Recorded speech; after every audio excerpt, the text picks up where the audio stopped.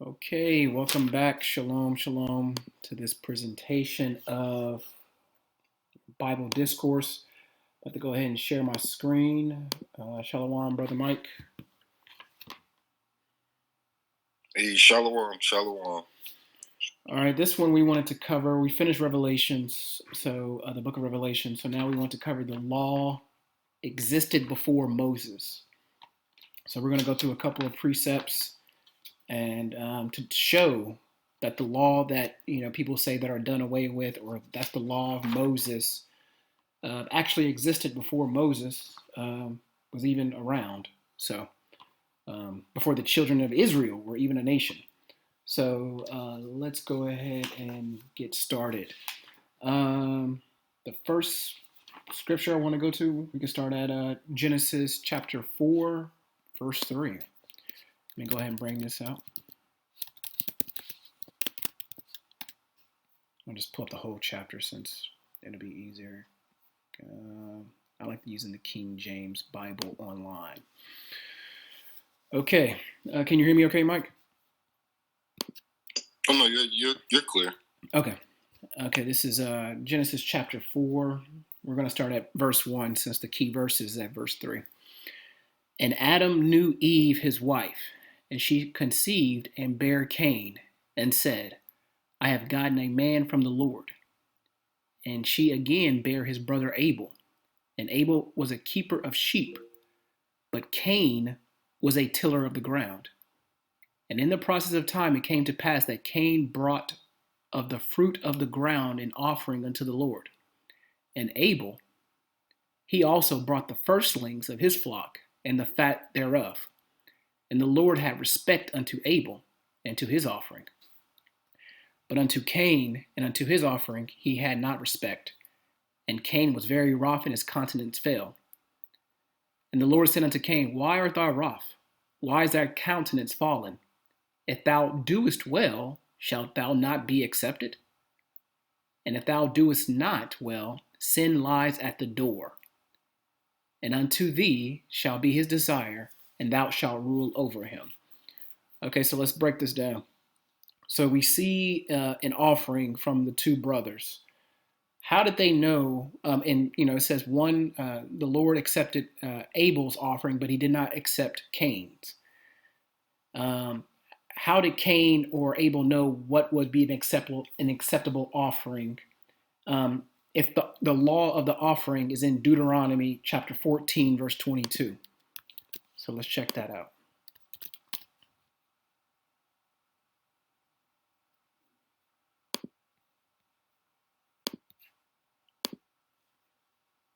Oh, shit, that's Genesis.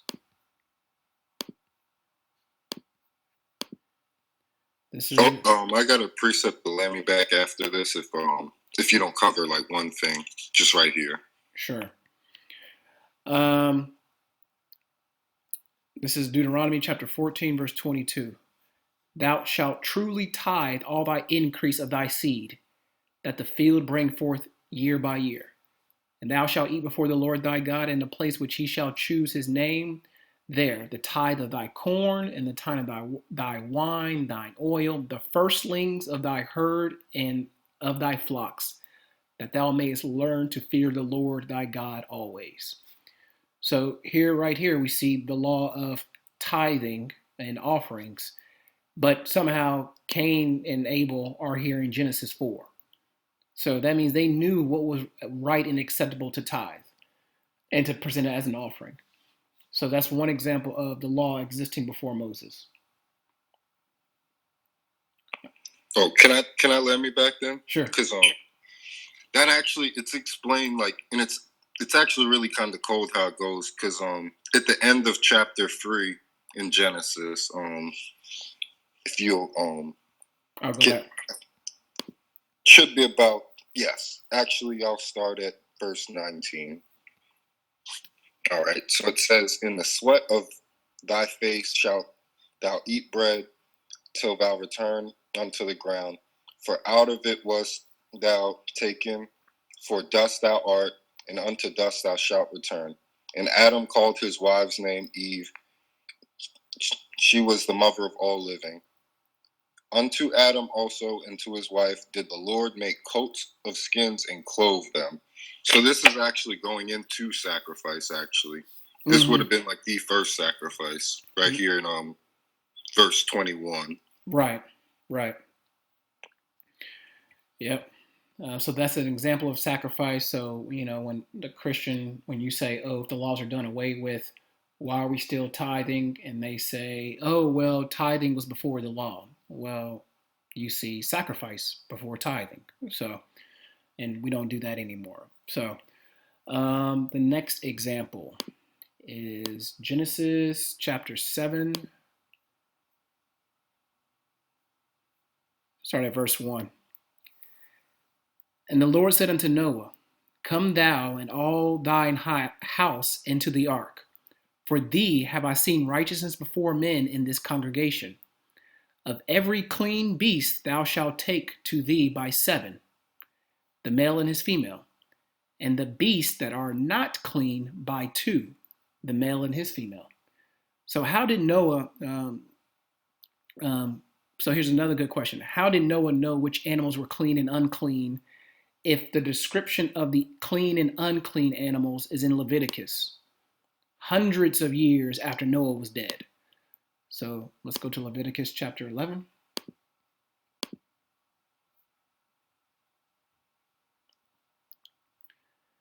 And the Lord spake unto Moses and Aaron, saying unto them, Speak unto the children of Israel, saying, These are the beasts which ye shall eat among all the beasts that are upon the earth. Whatsoever parteth the hoof and is cloven-footed, and cheweth the cud among the beasts, ye shall eat. Nevertheless, these shall ye not eat of them that cheweth the cud, or them that divide the hoof, as the camel, because he cheweth the cud, but divideth not the hoof. He is unclean to you. Now, you can keep going down. That's just an example, but the whole chapter talks about clean and unclean animals that are considered abominations. So let me go to, take verse 7. And the swine, though he divide the hoof and be cloven-footed, yet he cheweth not the cud, he is unclean unto you. Of their flesh ye shall not eat, and their carcasses ye shall not touch. They are unclean to you. These ye shall eat that are in the waters. Whatsoever have fins and scales in the waters, in the seas, and in the rivers, them ye shall not eat. And all that have not fins and scales in the seas and in the rivers, of all that move in the water, and of all any living thing which is in the water, they shall be an abomination unto you. Okay. They shall even be an abomination unto you. Ye shall not eat their flesh, but ye shall have their carcasses in abomination. So not only he calls it unclean, he calls it an abomination. So again, how did Noah in Genesis chapter 7 know what was clean and unclean? This description of clean and unclean animals that are given to the children of Israel were not given to Noah. I mean, it's not in Genesis chapter 7. But Noah knew what was clean and unclean. So this is another example of the law existing before Moses. The next one. This would be Genesis chapter 26.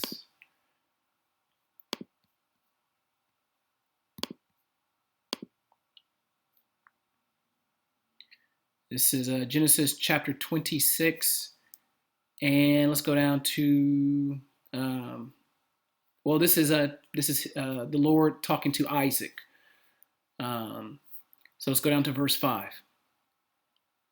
And Abraham obeyed my voice and kept my charge, my commandments, my statutes, and my laws. Wait a minute. How did Abraham keep the Lord's laws, if Moses didn't give them to him? This is Genesis chapter 26. So let's go down to Exodus 20.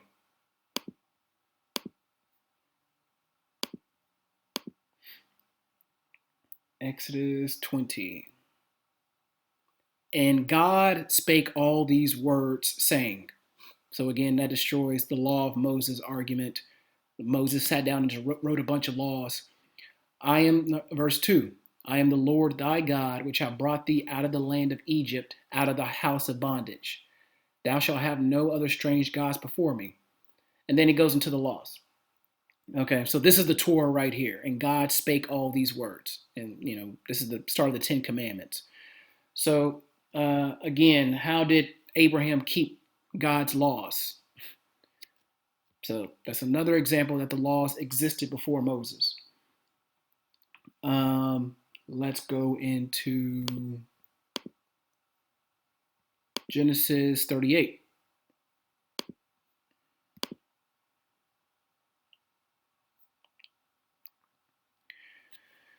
Genesis 38. And it came to pass at that time that Judah went down from his brethren and turned into a certain Adulamite, whose name was Hirah. And Judah saw there a daughter of a certain Canaanite, whose name was Shuhah. And he took her, and he went unto her. And she conceived and bare a son, and he called his name And she conceived again, and bare a son, and she called his name Onan. And she yet conceived and bare a son, and called his name Shelah. And he was at Chezib when she bare him. And Judah took a wife for his firstborn, whose name was Tamar. And Judah's firstborn, was wicked in the sight of the Lord, and the Lord slew him. And Judah said unto Onan, Go into thy brother's wife, and marry her, and raise up thy seed to thy brother. And Onan knew that the seed should not be his, and it came to pass, when he went into his brother's wife, that he spilled it on the ground, lest that he should give seed to his brother. And the thing which he did displeased the Lord, wherefore he slew him also. Okay, so again, this is the law of raising raising a name to your brother's wife if he passes without children. That is in Deuteronomy 25.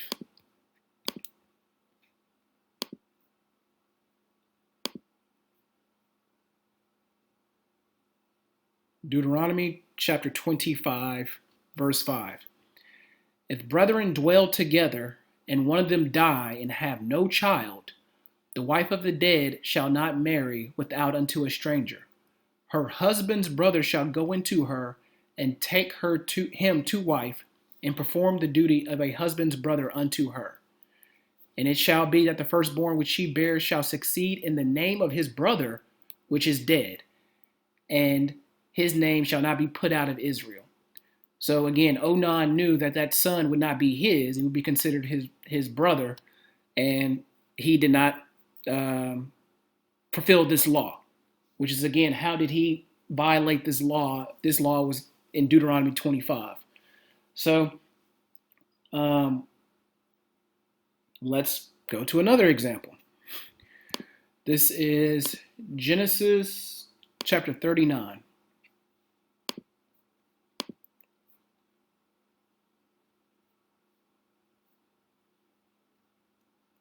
This is with Joseph and the Potiphar's wife. Start at verse 5. And it came to pass from that time that he had made him overseer in his house and all that he had. And the Lord blessed the Egyptian's house for Joseph's sake. And the blessing of the Lord was upon all that he had in the house and in the field. And he left all that he had in Joseph's hand, and he knew not aught he had, save the bread which he did eat. And Joseph was a goodly person and well favored. And it came to pass after these things that the master's wife cast her eyes upon Joseph, and she said, Lie with me. But he refused and said unto his master's wife, Behold, my master wotteth not what is with me in the house, and he hath committed all that he hath to my hand. There is none greater in this house than I, neither hath he kept back anything from me, but thee, because thou art his wife. How then can I do this great wickedness and sin against God? So how did Joseph know that this was wickedness if it's the law of Moses, which is in Exodus, hundreds of years after Joseph is dead? This is Exodus chapter 20, verse 14. thou shalt not commit adultery. But somehow Joseph knew in Genesis that would be wickedness in the sight of the Lord. Ooh, so can I land me back on that? Because Sure. That's actually a really good one. Sure. In Genesis 20, we see something similar with Abimelech and Abraham. Oh, yeah. Mm-hmm. That's true. So I'm going to start at verse 1. And Abraham journeyed from thence toward the south country, and dwelled between Kadesh and Shur, and sojourned in Gerar. And Abraham said of Sarah his wife, She is my sister. And Abimelech king of Gerar sent and took Sarah. But God came to Abimelech in a dream by night, and said to him, Behold, thou art but a dead man, for the woman which thou hast taken, for she is a man's wife. But Abimelech had not come near her, and he said, Lord, wilt thou slay also a righteous nation?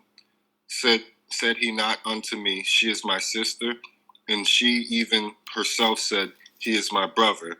In the integrity of my heart, in the innocency of my hands have I done this. So, once again, they did know prior to Moses giving the law about adultery that it was a sin. Mm-hmm. So I just wanted to land me back off that. Yeah. And we know the definition of sin is violation of the law.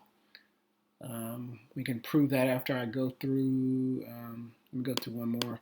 This is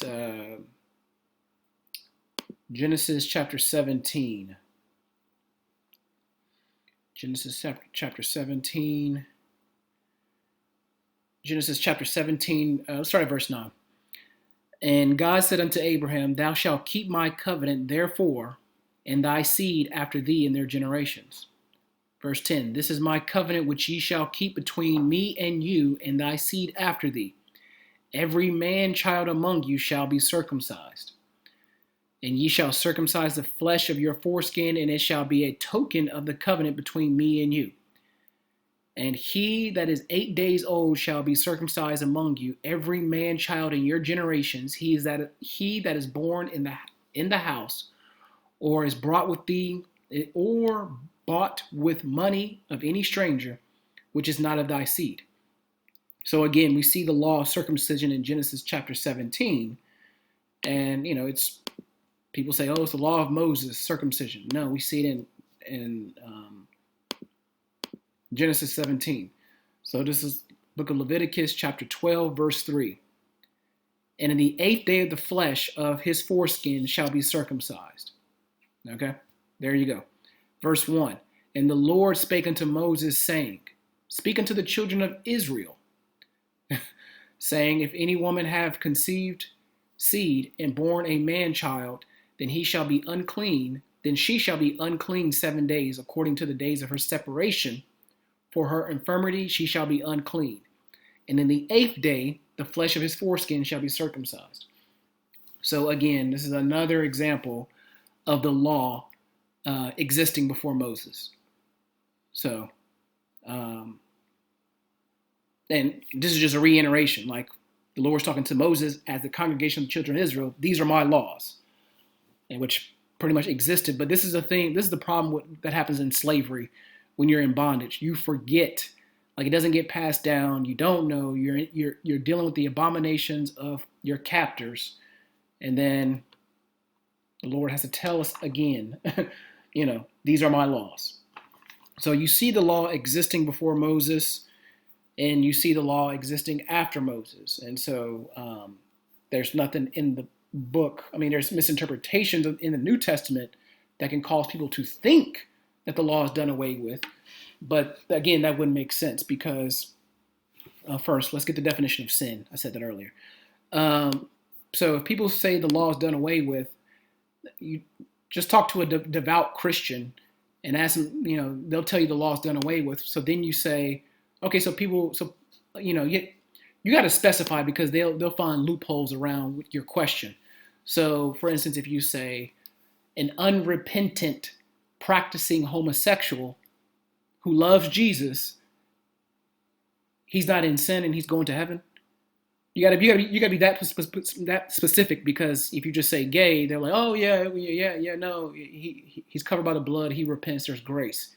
but you have to say unrepenting. Like he is proud. He preaches in the pulpit, him and his husband, every Sunday. He pleads the blood of Jesus. Is he going to heaven? And someone who has integrity and not in that progressive Christianity doctrine, they'll say no, which would lead you to believe that the law is not done away with. So the law is done away with, or it isn't. So, or you want to tell me and pick and choose which laws are done away with. Like, give me a list of which laws are done away with so we can have this list to go off of. Because I assure you, whatever list you give me, another Christian is going to give me, is going to take that list and add some more stuff that's done away with. So, one thing when we go to, especially with pork, you have to see a judgment associated with that violation. So let's go to Isaiah 66. So this is a question that I typically ask, like, okay, you say we can eat pork. So when Christ comes back, if he sees you eating bacon from a pig, he sees you eating pork, is he going to be okay with it? And of course, they'll proudly say, yes, my Lord cleansed and everything and sanctified and blah, blah, blah. Okay, so let's go. Let's come here. This is Isaiah 66:15. For behold, the Lord will come with fire and with his chariots like a whirlwind, to render his anger with fury and to rebuke, and his rebuke with flames of fire. Okay, so you can ask them, has this happened yet? Of course they'll say no, because this is talking about when second coming. For by fire and by his sword the Lord will plead with all flesh, everybody. And the slain of the Lord shall be many. They that sanctify themselves and purify themselves in the garden behind one tree in the midst, eating swine's flesh, and the abomination, shrimp, crab, lobster, and the mouse, rodents, shall be consumed together, saith the Lord. So, now, the way they get out of this, I've heard so many answers as far as way they get out of this, because you just said in verse 15, this is future prophecy. It hasn't happened yet. We're in 2021, so you're saying verse 15 is going to come into the future. But when I get to in verse 16, the slain shall be many. He's pleading with everyone. Now that plead does not mean begging. Like, I plead, please stop. I'm not begging. That's not what that means. That's like petitioning, like judging. So if I'm going to sue someone and I want a judgment, I create what is called pleadings. Some states call it petition. So I draft a pleading and saying, Mike sold me a bad car. I want a judgment of a refund. So when you see that word plead, it's not begging. The Lord's not begging with anybody. So and you can't really beg if you're coming with fire and a sword and you're killing lots of people. That's no. So that's not what that means. Yeah, that's not begging. That's not begging to me. No. The Lord is fed up at this point. For by fire and by his sword, the Lord will plead with all flesh. He will judge. And the slain of the Lord shall be many. You get to 17 and it goes into that many. Some of these people are eating swine's flesh, abominations, and rodents will be consumed together. Not saith Isaiah, saith the Lord. So when you get into this with them, I think I've met one person, maybe. No, I haven't met anybody. I can't remember. I'm just going to say one. I'm going to give this pastor benefit of the doubt. He at least said, that's interesting. He didn't say it's not. But the most of the answers I get is, that's not what that's talking about. And then you say, what does that mean? Well, I don't know what it means, but it's not talking about what you say it's talking about. I didn't say anything. I'm just reading what it says. Or the most ridiculous one I've heard was Isaiah saw this vision before the Messiah died on the cross for our sins. So therefore, this prophecy is not happening. And I'm gonna wait. I was like, wait. So you're saying Isaiah saw this wrong? And he said, yes. And I said, oh, okay. But again, verse 17. I mean, I didn't want to argue at that. Like at this point, people are going to do what they want to do. Because again, verse 17, the Lord, I mean, Isaiah is not speaking. It does not say saith Isaiah. It says saith the Lord. So, yeah. So, I had a couple. Sure. If that was like your last example. Yeah, go ahead. Okay. I was gonna say one example also like of a law before Moses would be Genesis 19. I'm gonna start at verse 24 because I mean we're all familiar with the story, so about Sodom and Gomorrah. Right. Go ahead. But then the Lord rained upon Sodom and upon Gomorrah brimstone and fire from the Lord out of heaven, and he overthrew those cities and all the plain and all the inhabitants of the cities and that which grew upon the ground. So, they knew not to be homosexuals, but, Moses hadn't come and said it in Leviticus 18 and 22 or Leviticus 20 and 13, Anybody that lieth with mankind as with a woman, they should be put to death. It's an abomination unto the Lord. That verse hadn't been rendered, but that the laws had been passed down orally already, so they knew what to do and what not to do. Other example. Real quick with that. Now, the new doctrine that's going around is God did not destroy Sodom and Gomorrah because they were gay. He destroyed them because they were mean to strangers. Yeah, I remember that pastor from Clubhouse said that, yeah. But, or it was pederasty. I think that was the other one that he tried to argue. Pederasty. Yeah, no. And then another example I had would be Genesis 14, 18 through 20. And on this one, it talks about, your Christian pastor's favorite topic in the Bible, tithing. And Genesis 14, go ahead. And Melchizedek, king of Salem, brought forth bread and wine, and he was the priest of the Most High God. And he blessed him and said, Blessed be Abraham of the Most High God, possessor of heaven and earth, and blessed be the Most High God, which hath delivered thine enemies into thine hand. And he gave him tithes of all. So this is talking about Abraham meeting with Melchizedek, which, we understand to be Christ, in a former incarnation. And a verse that kind of goes into that is Hebrews 7. I'm going to start at verse 1. All right, so Hebrews chapter 7. For this Melchizedek, king of Salem, priest of the Most High God, who met Abraham, returning from the slaughter of the kings, and blessed him, to whom Abraham gave a tenth part of all, first being by interpretation king of righteousness, and after that also king of Salem, which is king of peace.